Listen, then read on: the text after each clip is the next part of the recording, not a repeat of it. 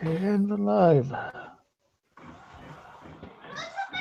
What's good, everybody? Tales from Lotus, episode number 5. What's going on? I'm DJ Rumble Cover. I'm Scott Smith. Yeah, we got a special guest in the building. You guys know him. That's it. I am You guys here. know who he is. He needs no introduction, but I'm going to introduce him anyways. Mr. Chuck Reeves, how are you doing, buddy? I am doing great. I appreciate the invitation of you guys inviting me over to your new podcast. Congratulations on your 5th episode. Thanks. Thank you, sir. Thank you. Thank you for coming on. We appreciate it. Hey, no sweat, man. It's what I do these days. Yeah. Yeah, go ahead. Yeah. We figured you give you a chance to live stream on YouTube again since you so banned with doing it for a few months. Yeah, I've been on for I guess almost 10 months now. We're actually coming up on a year of when I actually started to do regular videos. But it's funny, I think my year anniversary is going to have to be celebrated someplace other than my own YouTube channel due to some recent fucking shit that's happened. Yeah, really. Yeah, some fuckery, if you will. Yeah, different. Some fuckery. Yep, some fuckery. That's exactly what we call it. Yeah. And somebody being I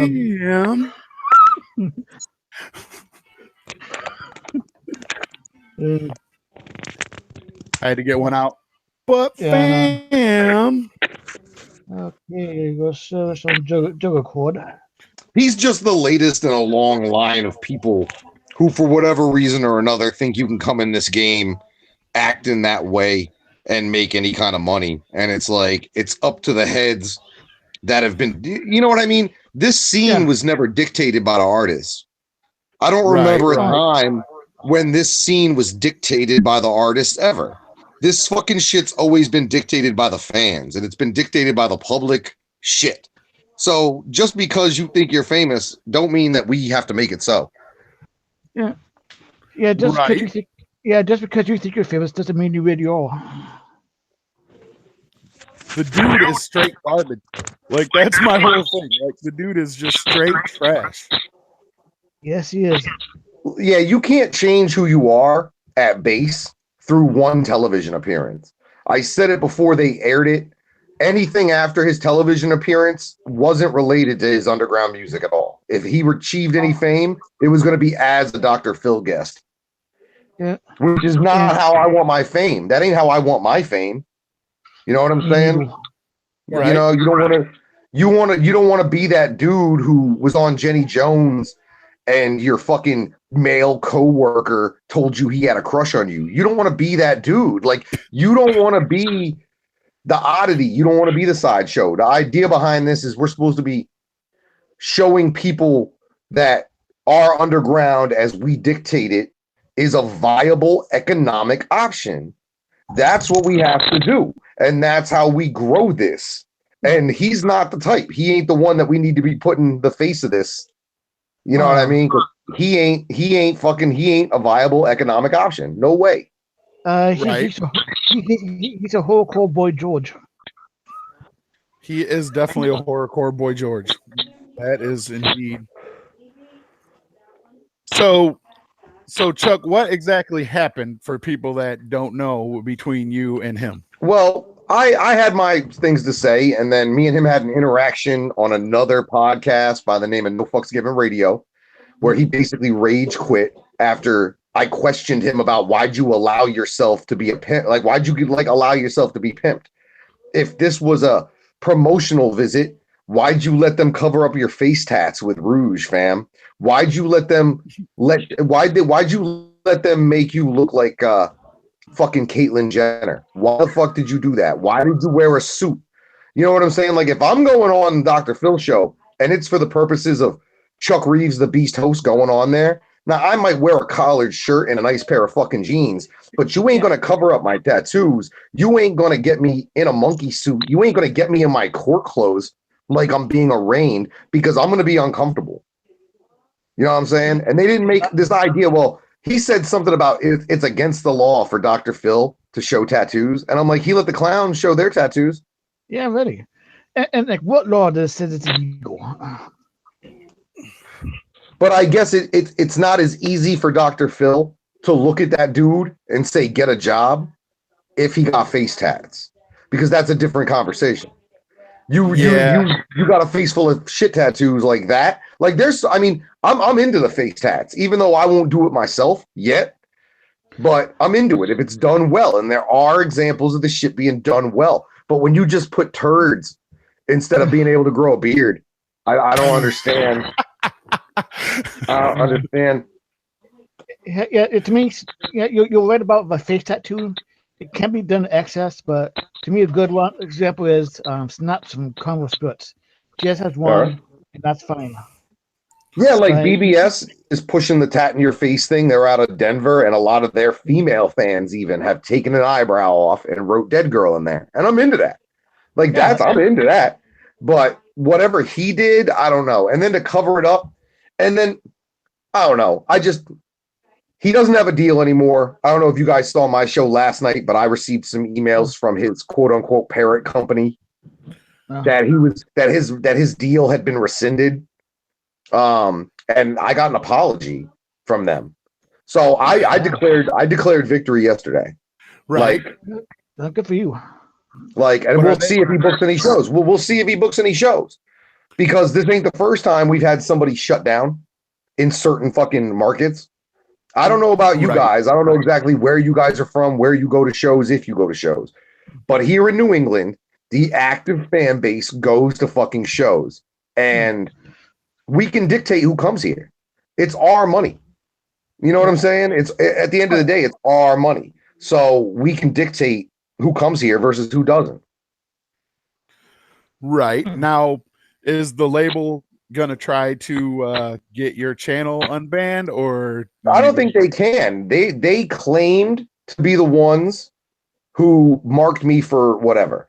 But the thing is, I can't go on, say, your video and say you're bullying him. You know what I'm saying? Yeah. The person being bullied has to be the person that made the claim. And the fact that I drew a dick on King Crimson's face, and that's why I got banned, it had to have been him. Now, his guys at the label jumped on that grenade as a PR move because they don't want the King of Horrorcore claiming he fucking got bullied on the internet. But that's what happened. Yeah. So, and at this point, I don't mind. I don't mind not being on my YouTube. And here's why. The stuff I do upload now is being met with greater anticipation because people know I'm not going to be going live over there. It's exposed me to people who never saw the YouTube show because I was able to move it to Facebook for this week and, parts of the next 3 months. I'm doing a couple of weeks on NFGR. I'm doing a couple of weeks on Replicon. I'm going to do a couple of weeks with Mars on his Mad Insanity channel. I'm doing a couple of weeks, hopefully, with some others I'm in negotiations with. But this gives me a chance to flex. This gives me a chance to go somewhere where I don't have a fan base already established. I don't have people that are subscribed to me, and I can see what the feedback from them is going to be, as well as show these other channels that if you bring me on, I do bring interest with me. You know what I'm saying? Yeah. So it's giving me a chance to kick the fucking tires after 100 episodes and see really where I stand, because you can get trapped in a vacuum sometimes. Yeah, it gives you a good chance to expand your fan base show by show. Exactly. You know what I'm saying? That's what this whole thing is about for me. That's why my show is not strictly one thing. My show is not strictly ICP news. It's not twisted news. It's not underground news even. Obviously, I live and I chose a life existing underground. I chose this life. I was in the military. I've had straight jobs that you could call careers. I've fixed MRI machines for General Electric. I was a water plant operator for the city of Newport, Rhode Island. I'm an intelligent guy. I'm fucking educated. I'm world traveled because of my time in the Navy. I'm not lazy, obviously. And I'm also someone who chose this life. I chose this. This wasn't, well, shit, I can't do anything else and my life sucks. So let me call myself a juggalo and try to have some shared misery with a group of other people. I chose this. This is where I like. The underground is where I like to be. That's where you dwell at. Yeah. Exactly. And that's what this used to be about. The real underground were the people that could be in the spotlight in the mainstream, but chose not to. That to me is what underground is. Underground isn't someone making a stop on the way to mainstream stardom. Yeah. I'm looking at people that prefer this over that. That's what I look for. Right. That's why you don't see my show. You don't see Twisted on my show. You know why?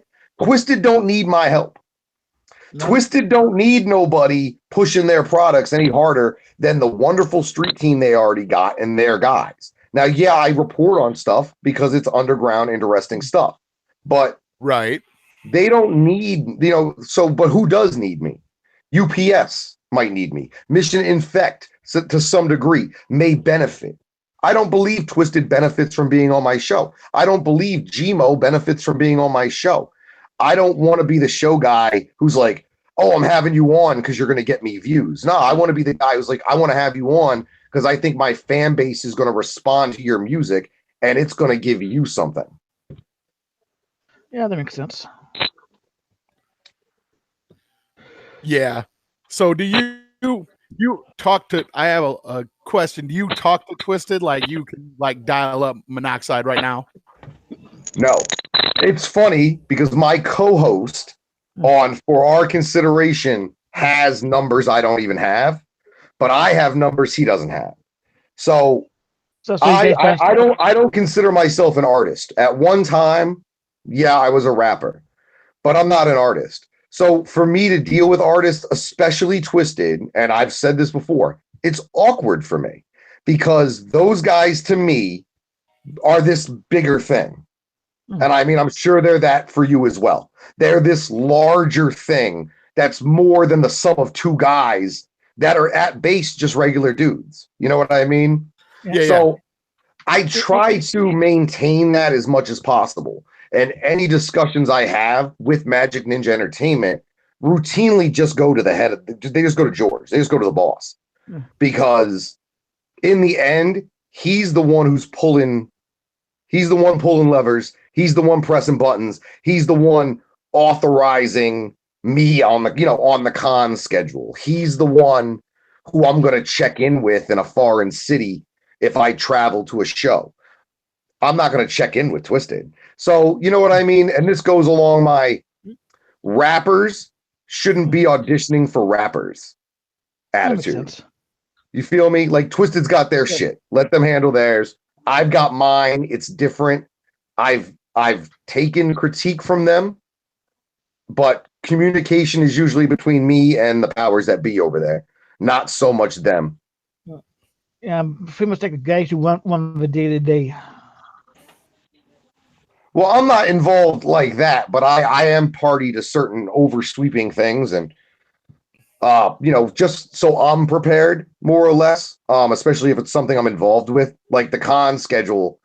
They had to give me that because essentially I'm interviewing all those people with a studio audience, which they know I can do. I'm notorious for, they do Rock and Shock, Twisted does, every year here in Worcester. That's a big horror movie convention. Yeah. The last 3 years, I've successfully hijacked their fucking panel and basically dubbed myself moderator and started just asking my own questions to the point where last year they tried to take the mic from me, not Twisted, but the Rock and Shock convention people did. They went to ask somebody else a question, and that person's question was, when are you going to let Chuck finish his questions? Yeah. You know what I mean? That's kind of what I've been known to do. I'm a live interviewer. I know how to phrase things. I know what questions to ask to get good conversations going. I know how to create memorable moments. And David has for sure. David has some memorable moments on your live streams. What'd you say? David has some memorable moments on your live streams. Well, I appreciate you saying that. I've been doing this for a long time on the internet, but it's mostly been Facebook statuses, Twitter tweets, and that sort of shit. Everybody had been telling me for years, go on YouTube, go on YouTube. Why you waiting? Go on YouTube, go on YouTube. Why you waiting?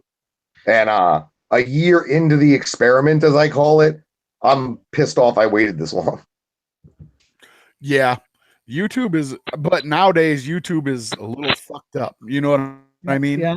And of the whole apocalypse. Yeah, I can't keep a video monetized for shit. Yeah, you can't now. Like the time to get in was probably about 5 or 6 years ago. As far as YouTube, but something especially this year I'm looking into, and I'm hoping to get it done soon, as soon as I can get my RSS feed set up, is just the audio portion, going to places like iTunes and then getting on those podcasting charts, because you've got guys like Joe Rogan, you've got guys like Tom Segura, you've got guys like Bert Kreischer who have YouTube presences, yes. And in the case of Joe Rogan, he gets hundreds of thousands in a day. You know what I mean?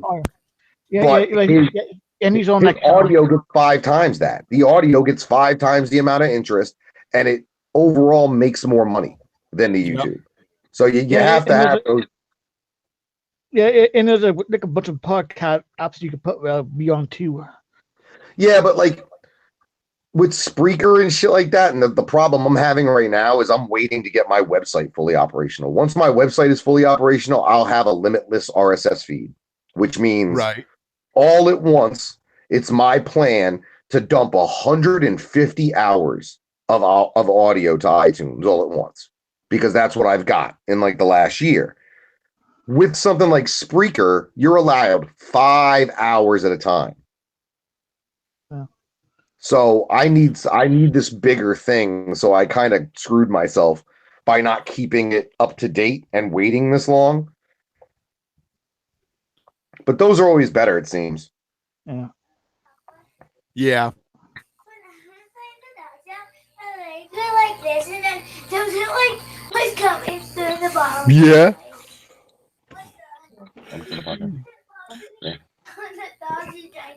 So, and the Queen himself has not contacted you in any way or anything?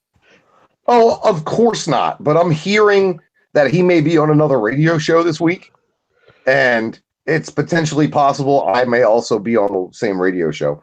Give me 1 second. Okay. What did I do here?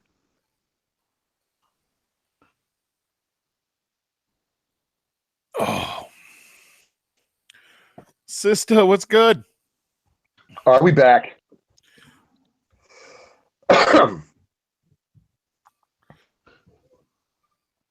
So how did you guys get familiar with me? That's a question, because neither one of you were familiar. I assume you're not from New England. No. And your live stream. That's where I found out about you. I found out through. I first started through CPN. That's been the case, and I as much shit as I've talked and as much problems as me and him have had, a lot of the early interest in my show was because he took an interest in me. Whether it was positive or negative interest, I don't know if he's still using me as a focal point of his show. Not really.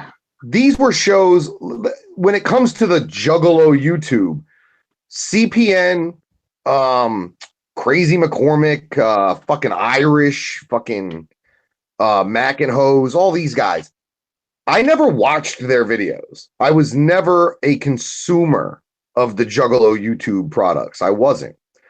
When I got involved in YouTube, I kind of became a consumer just to see what other guys were doing. Yeah. And then when I looked at what they were doing and realized I don't want any piece of that. That's not what I foresee for myself. That is when I changed the layout of my show. Some people followed. There were things that I was doing on my show that popped up on other people's channels. I'm glad that some of these people have taken their shows up a notch by going into a more of a broadcast format, the way I do my shit. But I'm old. I'm old. The shows I came up watching weren't game streams. They weren't casual. What I'm used to is a host coming up, doing his parts, having his guests, doing his segments. That's what I know. That's what I was raised on. So guys, I mean, that Dr. Phil thing that I've been doing with the cutout. Yeah, that's hilarious. Yeah, that's a late 90s Conan O'Brien from Conan. joke. That's what I thought, dude. That's a lately, you know, but when you think about it, you haven't seen it in 20 years. Yep. So at this point, I feel like I'm okay to do it because I'll tell somebody, fuck yeah, I stole that. I stole that when I was 17, 20 years ago, and I used to watch Conan religiously. Like that, you know, those I have no problem doing that stuff. That stuff to me is funny, and it calls back to those hosts. But guys like Conan O'Brien, guys like Chuck Woolery, guys like Chuck Barris, and you can even go further and further and further back. And as long as there have been people trying to reach a spotlight, there's been someone standing next to that spotlight with a microphone, guiding those people to the, you know what I mean? And that's what I see myself as. You got Bruce Buffer. You got Mean Gene Okerlund. You got the guy who used to host Family Feud back in the day. These are all pieces of me. Crypt Keeper. He's a host. Yeah. You know what I mean? The Crypt Keeper was a fucking host. Without that host, those stories do not hold the same weight as they did. These are all pieces of me. You know what I'm saying? These are all pieces of what I do. Right. Like inspiration, if you will. Definitely. Fucking definitely. So, we talked about the King. So, do you think that CPN had like a big boost on your channel, or now you could have just bumped up in subs like you did? I think that what happened this past year, I think that everything that happened in 17 provided everyone involved with a bump. And I think CPM would be the first to admit that at the beginning of 17, I think he was a little bit shy of 8,000. And now he's over 10. Now me, I was a shy over 100, and now I'm at 2,600. So we had essentially the same growth this year.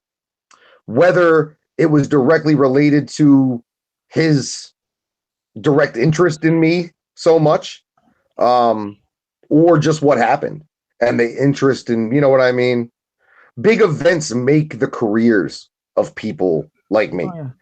People in the host position, people in a newsman position, like 9/11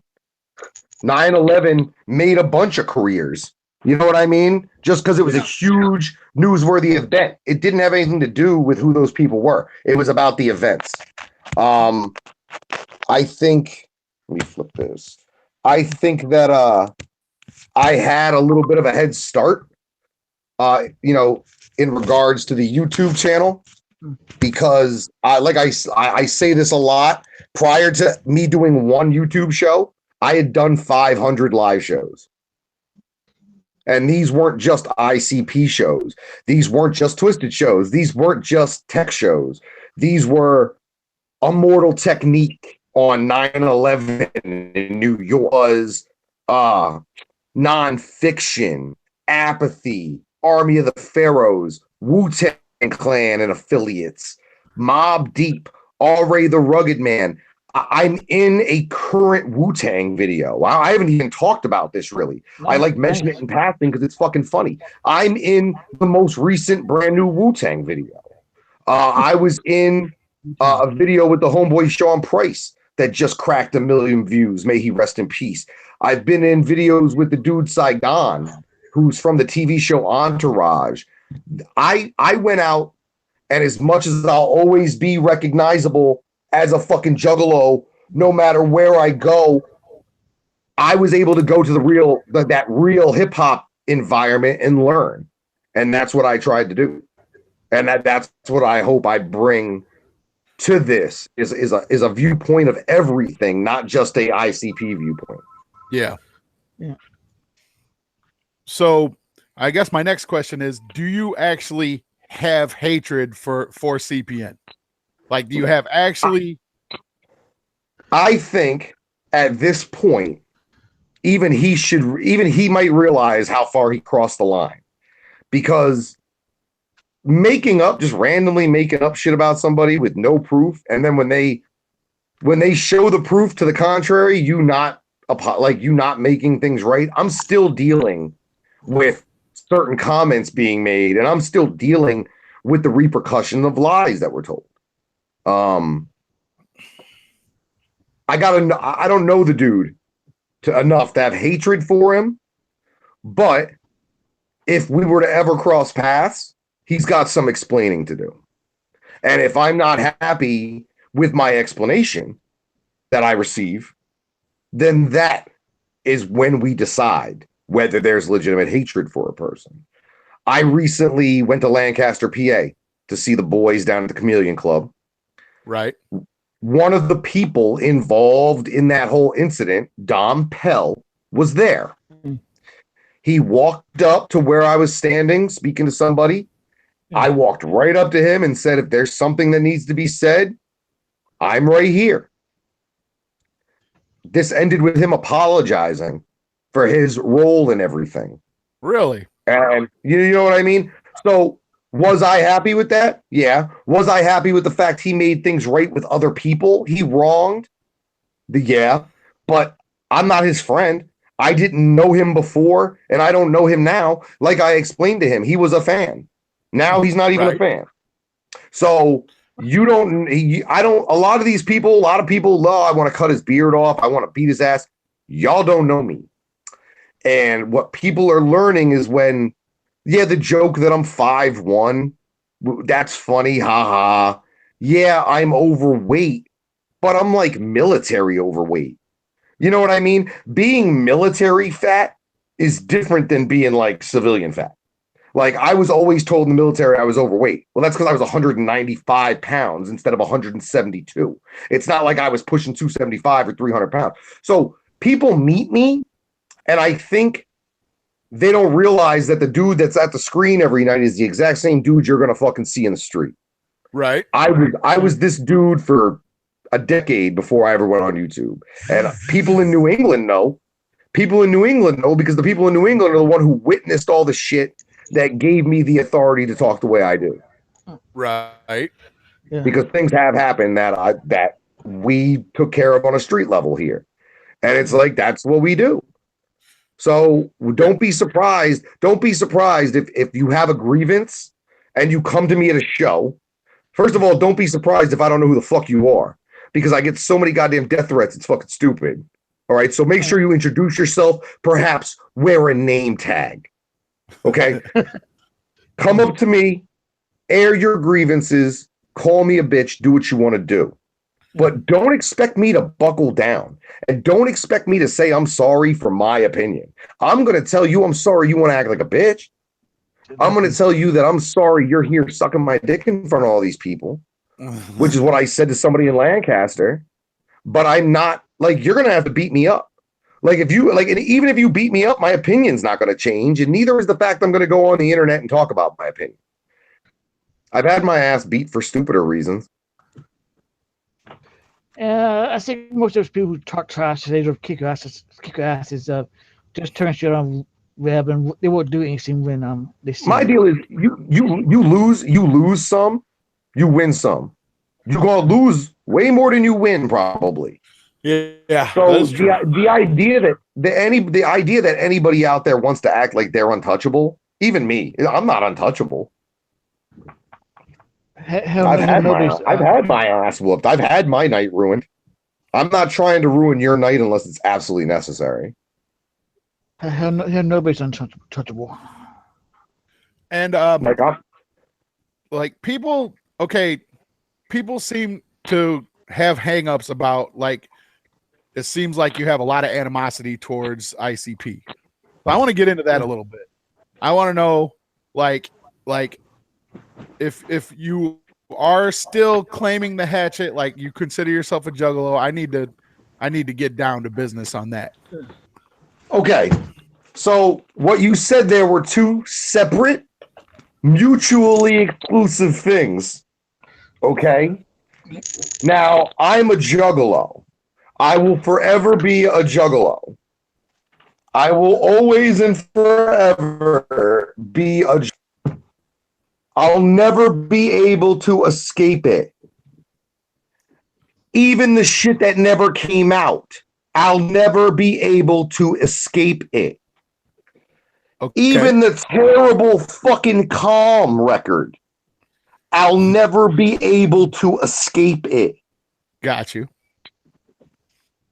Repping the hatchet and being a juggalo these days are two entirely separate, mutually exclusive things. You can be a juggalo who reps the hatchet, but you can also be somebody who reps the hatchet who isn't acting like a juggalo.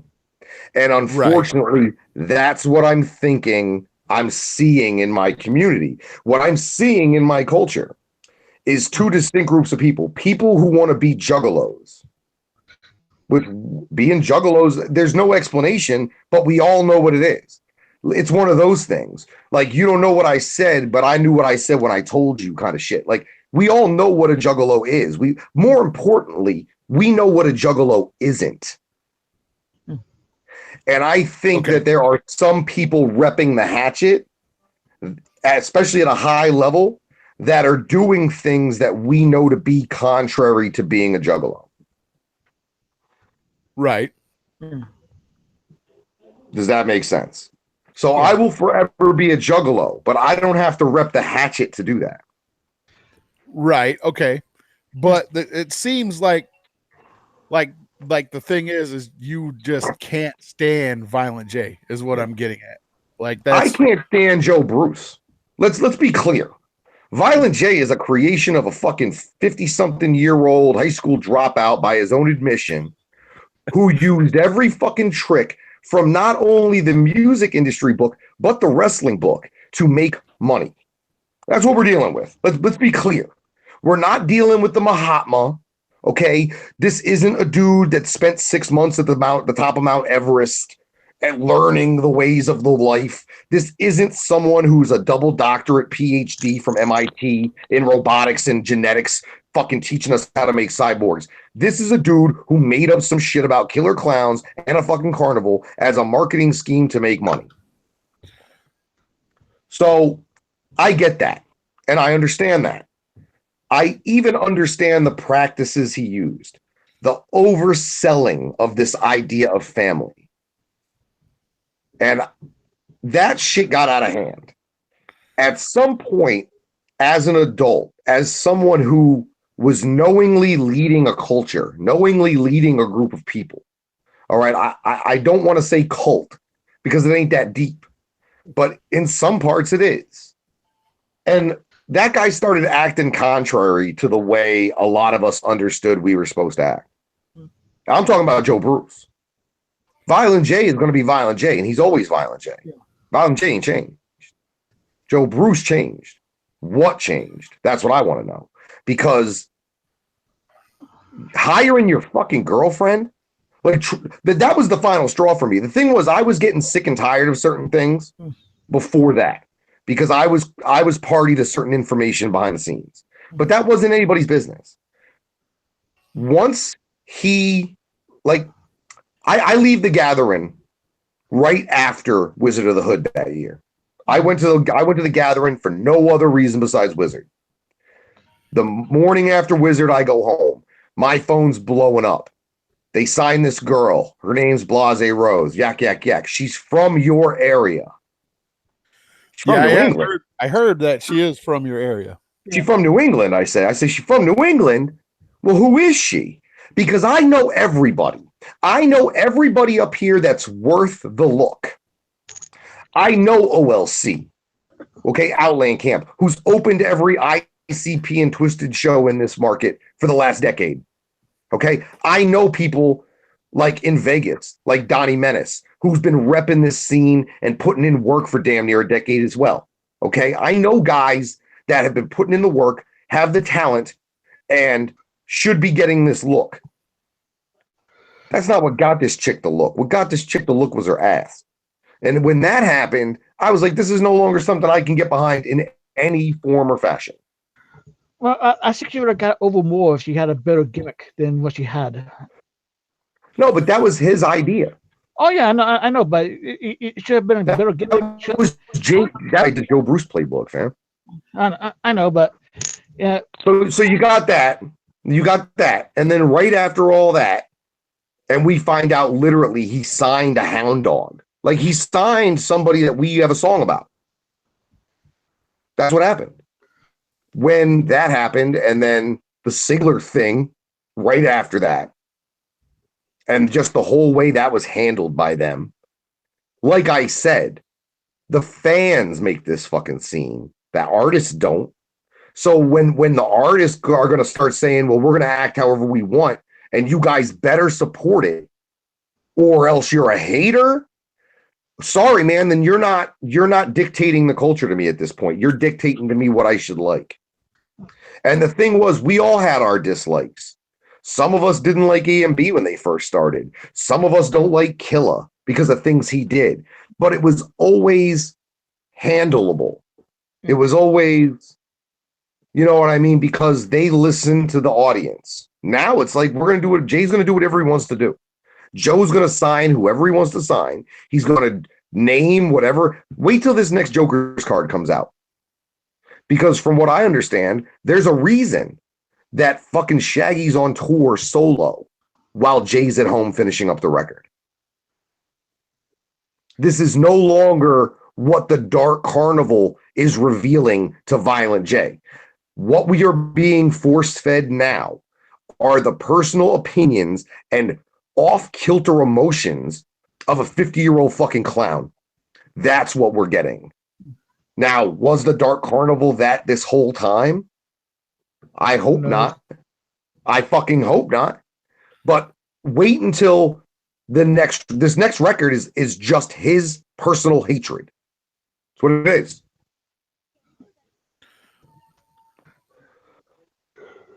Yeah, I always get a kick out of people always talk shit about Jay, but I never ever talk shit about Shaggy.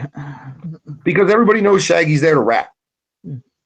Shaggy raps. That's what he does. He's not involved in signing anybody's girlfriend. He's not involved in hiring people at the office. The idea that he could easily transition as a solo artist to Magic Ninja is not outside the realm of believability. Because Shaggy, from all accounts, very reasonable dude, and he listens to fucking reason. Yeah, I see Shaggy moving to M&E is ICP breaks up. Who says they haven't already? Because they've been traveling on separate buses for some time. When you see ICP, there's two buses. Shags is on one, Jay's on the other. Shags is doing solo shows leading up to J-Day. He's doing a solo show as part of DCG Con. Why? Oh, you think there's trouble in paradise? There's been trouble in paradise, man. But when your fucking livelihood is tied to another person like that, think about that. And I always said that if Shaggy was smart, and I've spoken with Shaggy's wife and said the same thing, you need to get somebody independent to go through and check those books. Shaggy needs to hire somebody. He don't need Jay telling him, oh, the money's straight. No, he needs to go out, get his own accountant, get his own forensic accountant to look at the fucking books and make sure that he's gotten every nickel off of every unit he's deserved, and that he's got his percentage off of every piece of merch that they fucking sold, and that he got a percentage of whatever the deal was when they sold Hatchet gear to merch now.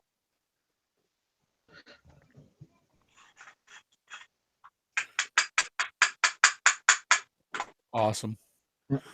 My car's. I mean, that's real. That's depressing. The idea that someone like Shaggy's not getting his full plate of food. You feel me? That's the way I look at it.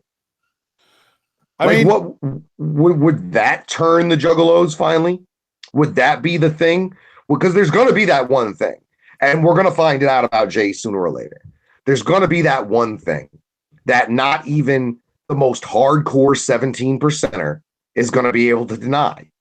And if it turns out to be something like Shaggy has to sue the label because of money he didn't get paid that he was owed, would that be the thing? Would that be the thing to finally make a lot of these Juggalo University graduates see what's really been going on? Because it wasn't enough that 85% of your original lineup jumped ship. That's not good enough. That's not good enough for the fucking fans because Violent J didn't say so. Like, it's silly. It's absolutely silly. I acted because the government said, like, nah, I'm supposed to do some shit because Violent J said? Nah. Nah, fam. Nah. but fam had to get one in. This show just too funny. I was thinking about it the other night, and I've gotten quite lucky this year with a couple of the things that I coined. 17%er, the but fam thing, which I've seen out there. I didn't think that thing was going to catch on. Oh, but fam is one of the funniest things I've ever seen in my life. I'll tell you that right now. For me, like when I knew I had the win was when I got that picture of his wife in Project Born. Oh yeah, and Spanish side, because I was like, damn, I couldn't make this up. I mean, even the Fuego Flames thing was funny. And I hope, and there was someone, I spoke about the DCG Con website and events last night. And I made some funny comments in regards to there's an event at DCG Con called the Eat Monopoly Shit Out Connect 4 tournament. And I made some comments that the reason it's multiple days is because, like, Friday you have to eat the Monopoly, and then Saturday they come back and they check your shit for Connect 4. You know what I mean? And the guy saw the show. The guy who's running that particular event saw the show, and he took it for what it was. It was jokes. Like, I have jokes. None of this, let me be honest, none of this is personal. If I was to meet Joe Bruce, I would look right at him, look him right in the fucking eye, and be like, you fucking up, man. You've been fucking up. Someone need to tell you you fucking up. And the only way to there's a way out of this. And I've been saying it for years. There's a way out of this for him. There's a huge way out of this. And even I would get back on the Violent J train if this happened. Do you guys remember when Charlie Sheen went all crazy? Yeah. Yep. Do you remember when Charlie Sheen went all crazy? Yeah, the whole winning and Tiger Blood. Okay. So he did some crazy shit. And what did he do? Did he claim he wasn't doing crazy shit? Nah. No, he went on he went on the Today Show and was like, yeah, I do crazy shit.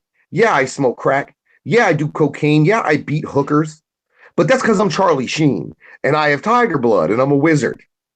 Okay. Yeah. If Violent J was like, yeah, I signed my side piece, deal with it, I'm Violent J, then guess what? I'm back on board because that I believe and that I have no problem. The thing about being a Juggalo to me was that this was always about the truth on some level, that this was always about not believing what the stories you're being told, to cover up the truth. Just enjoy the truth for what it is. That's what my show is. We enjoy the truth. We find whatever's funny in there. We find whatever's, something to talk about, something interesting in there, but we try to stick to truth.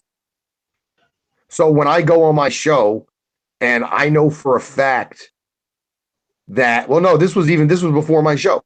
When I go to Facebook, for example, that during that Blase tour, when Blase, quote unquote, went home to be with her sick brother. Well, when I go public and say, no, she spit in Jay's face, it's because someone called me who was in the room when it happened. Like, I don't deal in make-believe over here. That's the artist's job. Let the artist deal in the make-believe. That's not what I do. I don't have to. I couldn't write most of this garbage even if I wanted to. You know what I mean? Think about it. Think about this whole young wicked knocking up. Like no one could write that. You could give a million monkeys a million typewriters and have them banging out for hours, and they're never going to come out with that story. Yeah, they should keep that like private and shit. So my deal is, yeah, if you want to make it personal, then like Jay and them, that's the thing. People want to be like, oh, well, Jay doesn't like me. Well, I would hope he doesn't know me. But knowing things, so what I would have to say to him with this, he doesn't like me, I would have to ask him why. And the question. And if the answer is, well, you talk a lot of shit, I would look right at him and be like, what did I say that was not true? And I better get crickets. And if I get crickets, there goes your fucking argument. And that's what's been happening. And then it devolves into Chuck sucks dick, Chuck's a faggot, Chuck's a cook, I'm gonna cut Chuck's beard off. Like, I know I won the argument. My response, if your response to me is violence, then I won the argument, fam. Thanks.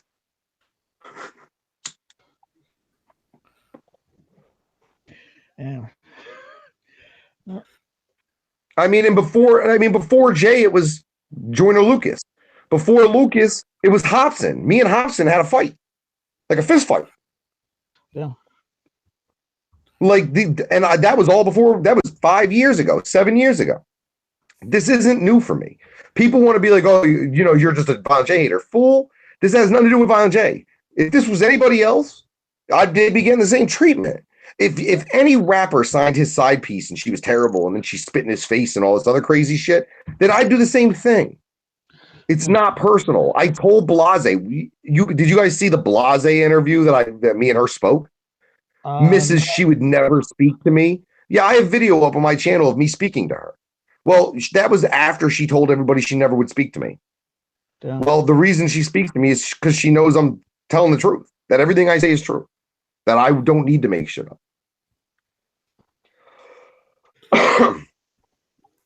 Yeah, I love this underground enough where I don't want the actions of one guy making us all look stupid. Which is like, I put King Crimson in that same fucking basket.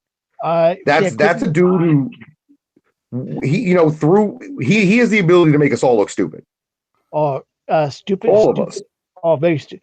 I think Crimson's worse because at least Jay has talent, unlike Crimson. And Jay's is successful, not unlike Crimson. I'm not a fan of his music. I never have been. Nobody is. I knew about him before the Dr. Phil shit, and now, Nobody is. I think that, like I said, I think what he's trying to do is, he's just trying to get promotion, and he's going to milk that Dr. Phil shit to the ground. Yeah, that's what he's going to do. Yeah, he thought he'd be like a Catch Me Outside girl and get a major record deal. Yeah, but would you want to be like that? His chance is over. His chance is over. First of all, you don't want to be that. I mean, maybe you do. She played it right. I'll tell you what, that chick had she had a plan, she had a goal, and she executed. He didn't go in there with a plan. Like, if I went on there, let's say I was dumb enough to go on there. And here pops up ICP. And they're telling me I ain't got no talent. Then they're going to have to spend the entirety of the budget for the next 5 episodes bleeping out what comes out of my mouth next. And I'm going to give them no choice but to run it. I'm going to give them no choice because it's going to be the most interesting, entertaining thing that's been on that show all episode. Because he could have turned that around for himself and gone off on them, but he didn't. He went, but fam, I was at your early shows. That goes into this whole thing is don't support somebody because you want them to support you. That's what this turned into too, is well, support me because I'm fam. Nah, that's not the way this should work. We should support those that are going to elevate all of us. Dude Yeah, ain't you can interested in elevating underground. Yeah, you can tell he was salty as fuck. As soon as of the interview, ICP left. You could tell he was salty as fuck. And butthurt. Yeah. I would be. I mean, I would be too. But at least be mad. At least get mad about it and at least do something. Like, Yeah, do exactly. something. Like, it's super easy. I mean, damn, especially with as much as Jay's got going on. Like, and and then the march. The march was its own PR disaster for those guys. I don't know who to blame. That's the other thing. Like, as much as I'd like to say this is all Jay's doing, Jay ain't the only one. There's anybody that's in that inner circle who's allowing him to just do what he wants, isn't thinking about themselves. Like when KG has to like go on Facebook and beg for a ride from the airport to Hallowicked, after we already got the story about them leaving Blase at the airport, like someone's got to look and say the business don't look very healthy. What's going on? Can we help? Is there anything we can do? Because the underground has a lot of entrepreneurial spirit. We have a lot of fucking talent here, and we have a lot of good shit going on. And it's all able to be financially viable for our entire scene. And something like Blase Rose just ain't. Yeah, I never was a fan of her. So. And I'm still She not. wasn't designed to get fans. She was designed as an experiment for Jay to tell you what to like. But as we know, that shit always goes bad for him because it only worked with Twisted. But that's because Twisted had the artillery to back it up. Axe Murder Boys at the time didn't. He later signed Boondocks. That was kind of like his penance. And that's kind of how I feel about Ouija. I feel like Ouija is the underground signing that Psychopathic needed to make up for what happened with Blase. Unless she's back, which is what I heard.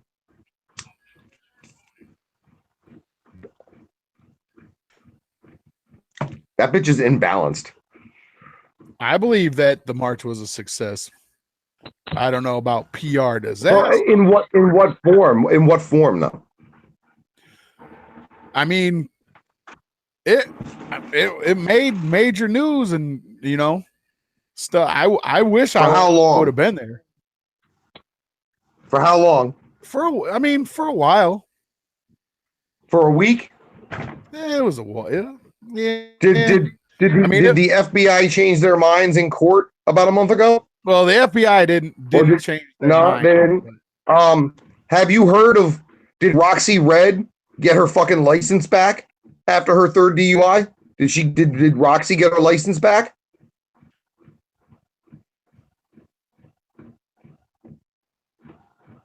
Did the girl at the Department of Corrections, did they give her job back?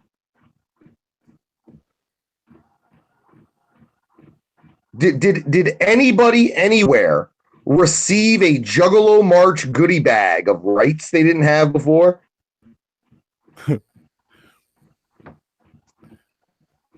When you have a march, there are tangible things that you can say, this is what we got.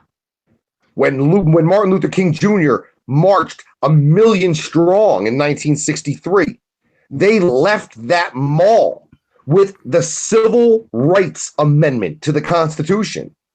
Where's the Juggalo Rights Amendment? It was successful in terms of, hey, look, we had a concert someplace public and nobody got fucking killed. But don't forget a couple of months before that what a fucking war zone Oklahoma City was.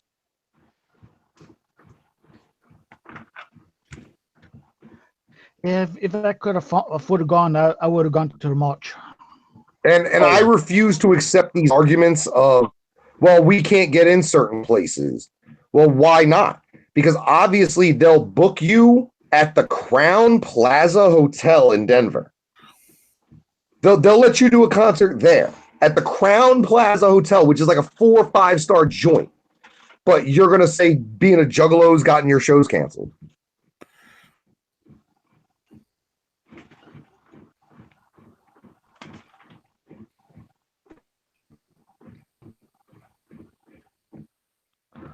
Sorry, I keep standing up. I'm printing out. I got my printer working right now, printing out these prints for the con. Apparently, people want my autograph. Are you excited to meet AVGN? I wasn't familiar with a lot of these people. Let me be honest. Obviously, the Godfather Charles Wright. I'm super excited to speak to him. He's my very first panel. He's got, obviously he's the Godfather. He's Papa Shango. He's the WWE Hall of Famer, but he is also the owner of Cheetah's Las Vegas, and he's a big, big investor in the legal marijuana game there in Nevada. So I'm very stoked to talk to him. Not real familiar with that Carla chick from Butcher Babies. I'm doing my research, obviously, for that one. AVGN, I get it. But AVGN was a character that guy played. And if you look at that channel now, it's a lot more of your standard, him actually giving reviews like a normal human being.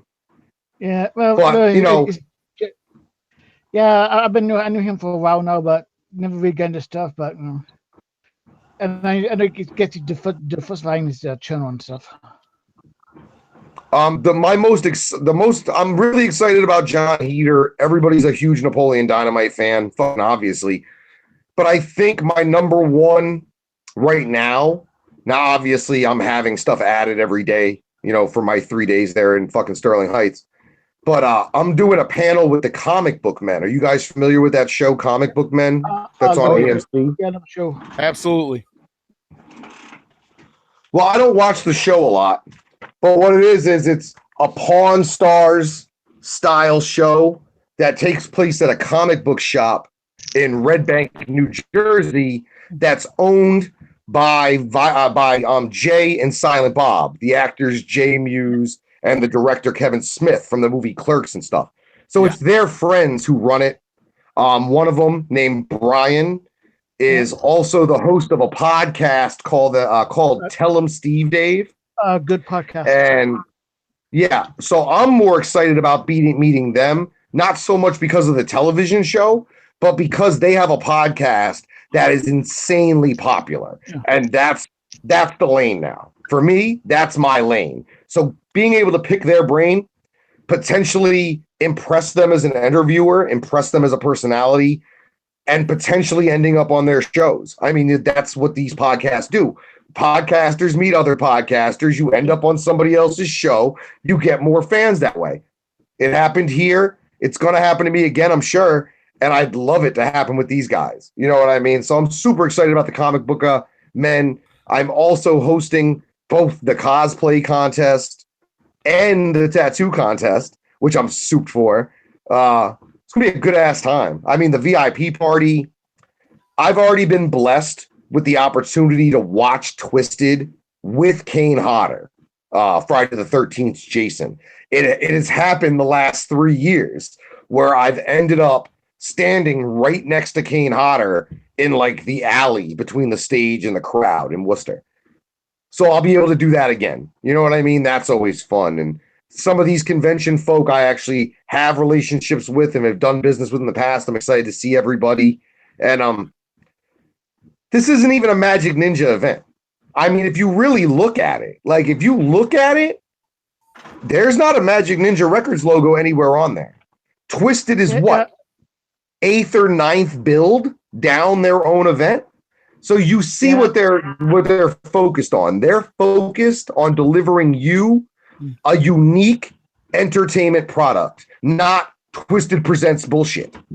Yeah, I wish I could go because it looks pretty sweet.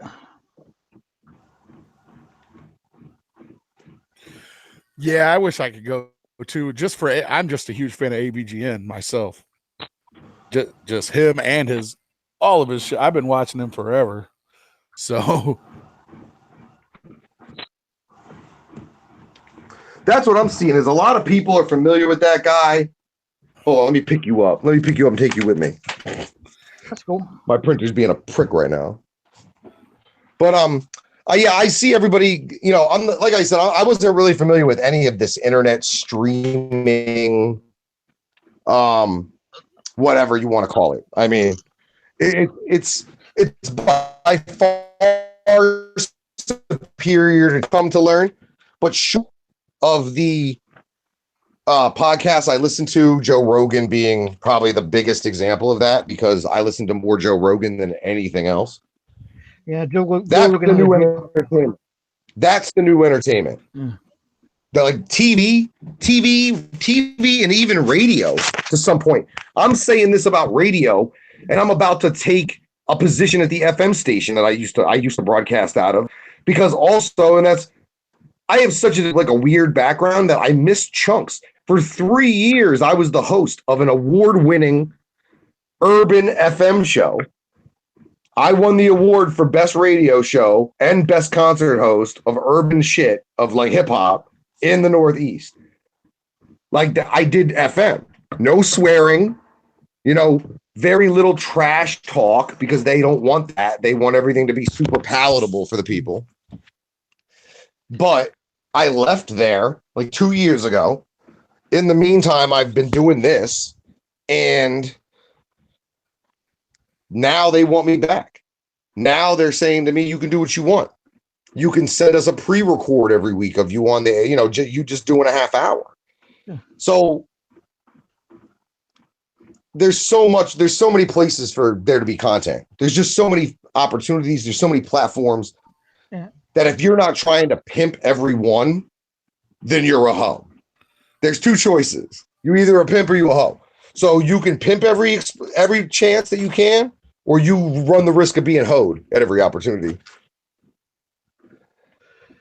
Yeah, you got to do that hustle to get your stuff out. That's what we've been doing with the channel. What'd you say? Yeah, you got to hustle. That's what we've been doing with this channel on Knife Stream. Oh yeah, you got to hustle. I mean, my hustles include marrying people. Right. I'm an ordained minister, so that's another hustle. That's related. I mean, it's all related. It's all the same thing. It's all entertainment, and that's what we need. We need more entertainment. We need less BS. We need less. You sucking a dick, but you ain't gay. We need less of that. We need more grinding. You know what I mean? Like.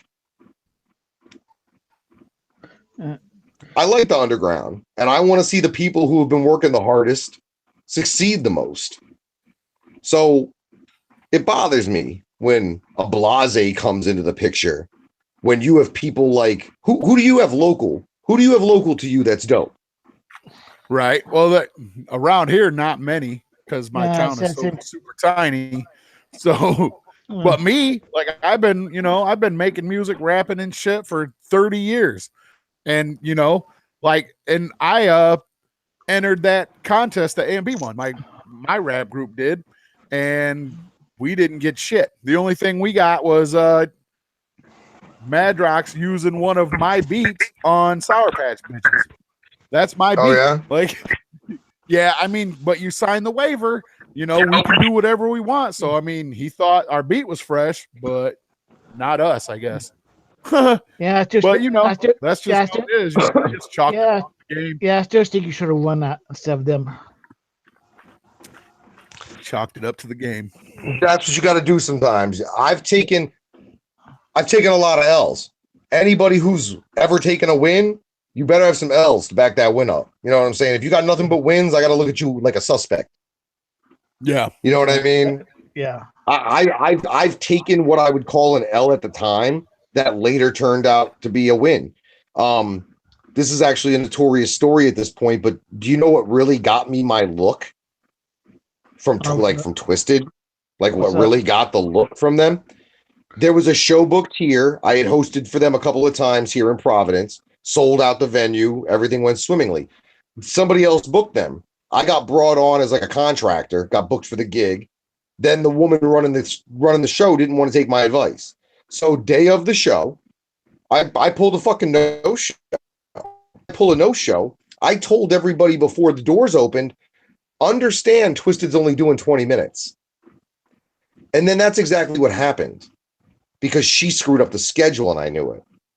And me not going is what got me my look.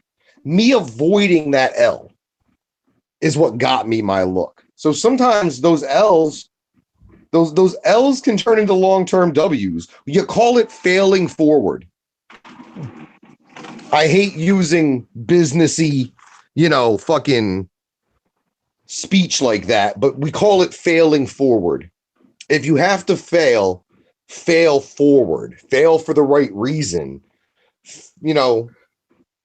I still have issues with the particular club where I can't even go to Twisted shows there because at the time I made some choices that I had to make up for, and I chose not to.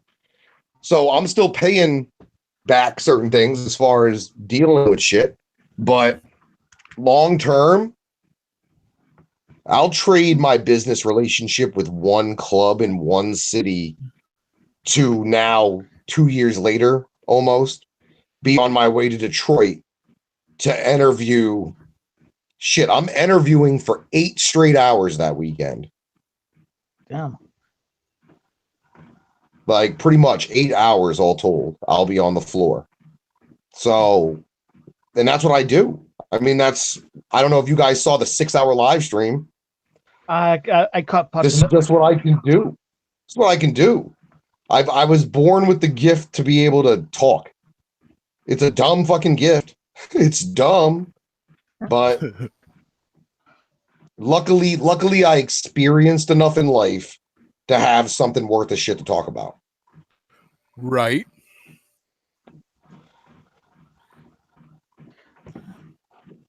I always have something to talk about for sure. I think a lot of juggalos outgrew Violent J. Like, you know what I mean? I hate to say it like that, but the idea is you want to see your kids do better than you do, right?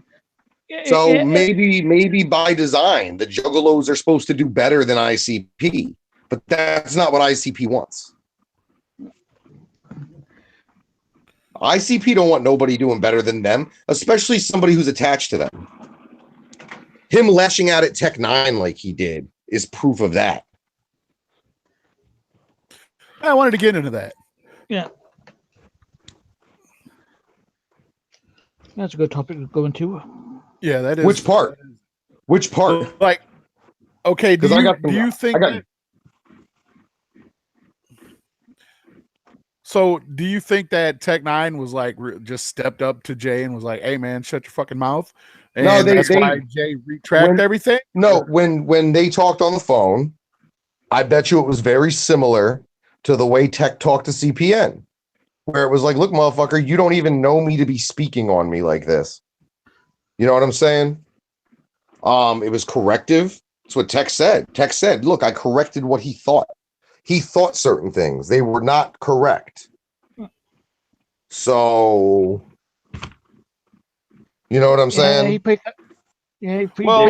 I'm not gonna deny the fact that Tech 9 got a big boost off of us Juggalos. There's no he did. You can't say differently. Like but he didn't to say the extent someone like a fucking Hobson did, which is great. Hobson actually gave Juggalos tons of props. I'm not a Hobson fan by any stretch, but I do have to give him respect and salute where it's due. He went on No Jumper, which is one of the most popular hip hop related podcasts going on right now. Shouts to my dude Adam22 over there at No Jumper. And he gave tons of love and essentially said what Tech should have said, which was, I didn't, the Juggalos didn't quote unquote make me, but the Juggalos turned my first 10,000 into 50,000. And then I built from there. That's what he should have said. And I mean, Hobson must have learned from what happened to poor Tech. I say poor Tech, but I think the better question in regards to Tech and Strange as a whole has to do with, where do you think we are with them this time next year? For bed, mommies. Do you think turn off the living room? Do you think that they even have any underground artists at all, with the exception of Tech, who you can't even call that anymore?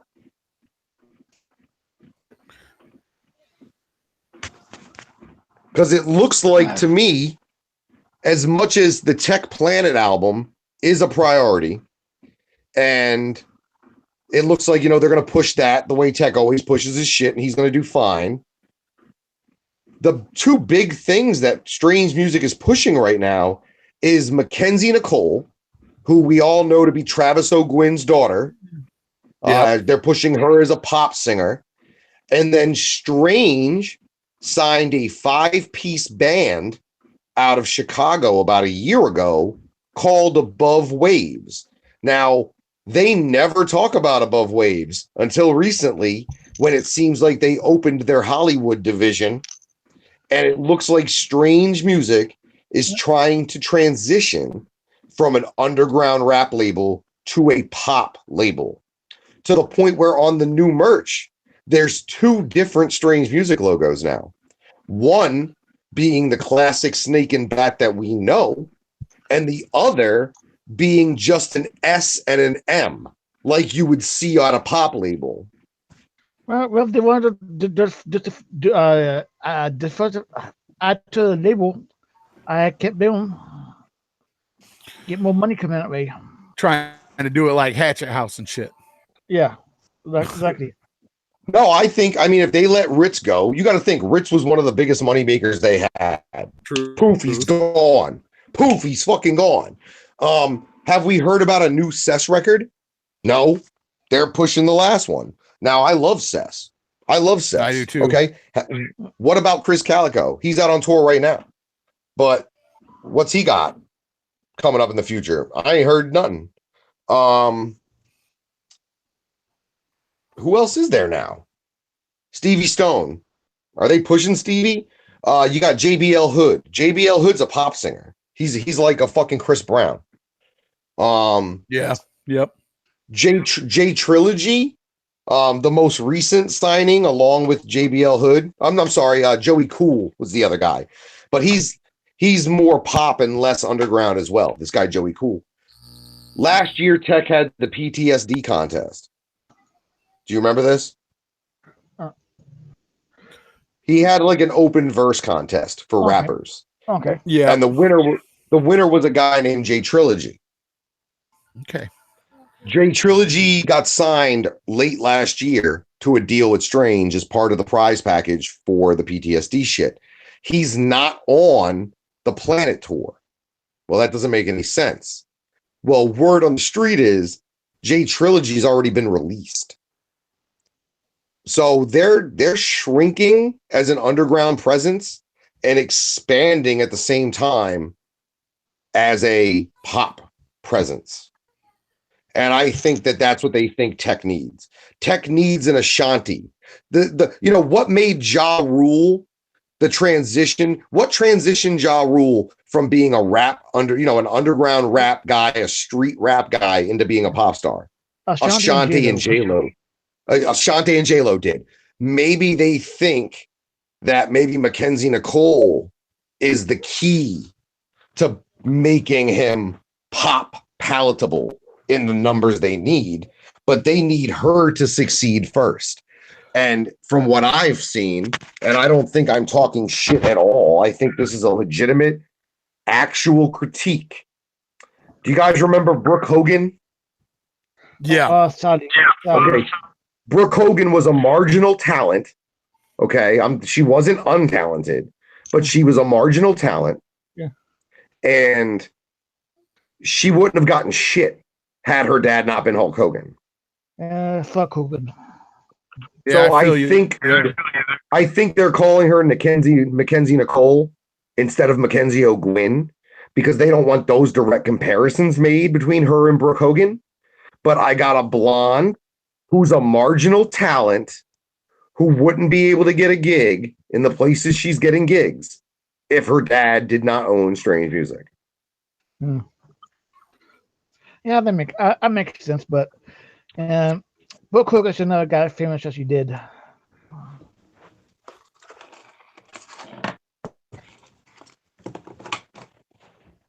But yeah, I know that I know Tech treated Jay and Shaggy like strangers. You know what I mean? I know that Tech security patted them down when they went and saw him.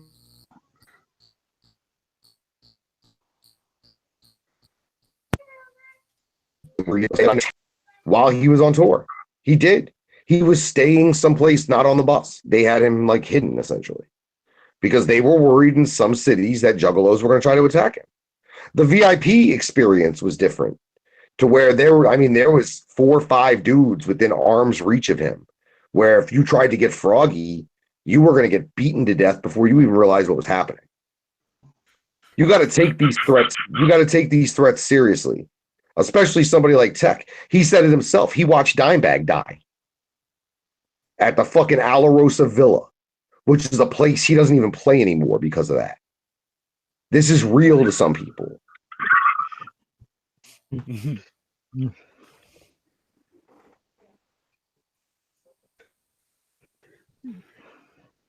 you banned Dark? Yeah. I just, yeah, he was just getting too damn annoying. Yeah. And it was too damn young anyway, so. But yo, fellas, it's a little after 8. If you ain't got no more questions, I think I should be yeah, dipping out. We were just getting ready to wrap it up, man. But I definitely appreciate you coming on the show, fam, for real. Hey, no sweat, man. Anytime you guys want me on, let me know. And if you give me a little more notice next time, I can give you more than an hour. Right on. We usually just try to go on for about an hour or so. So yeah, that's what I've found is people like them smaller chunks of shit, man. They really do. Yeah. But yo, shouts out to you guys. Shouts out to episode 5. I hope you get to 500. Trust me, it's a pain in the ass you don't want, but I hope you get there. And hey, fucking anytime, fellas. I appreciate you having me on. Hey, no problem, brother. Thanks for coming on. Hey, man, salute. Flame emojis to you cats. All right on, dude.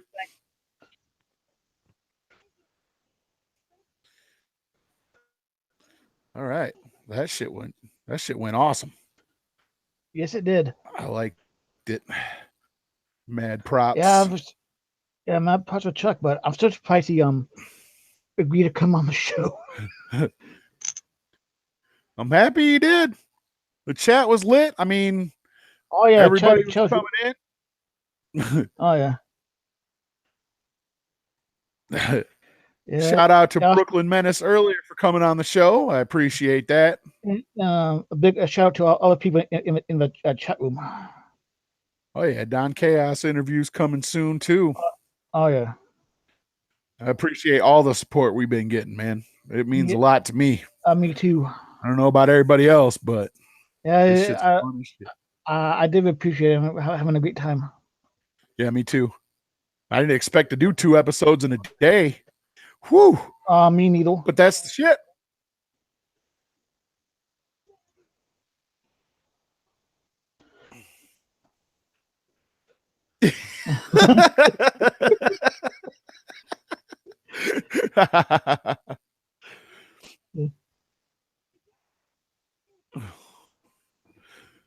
Yeah. I'm still laughing about Brooklyn's appearance today. I can't get enough of it. Like we were talking about off air before we started. I was like, dude, when he jumped in, I was so starstruck. Like I was like, I didn't mean to dick ride my man, but like I'm just such a huge fan of that cat, man. Brooklyn, for sure. Like just a huge, huge fan. So for him to jump in, dude, that was the shit. Oh yeah, it was. But yeah, when he jumped in the call, that shit was great. It was great.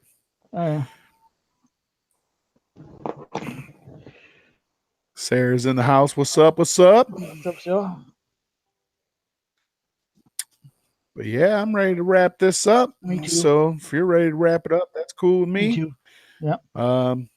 I got to take a piss for sure. Yeah. Like doing these things is crazy. Like I should always take a leak before we do these things. But I know.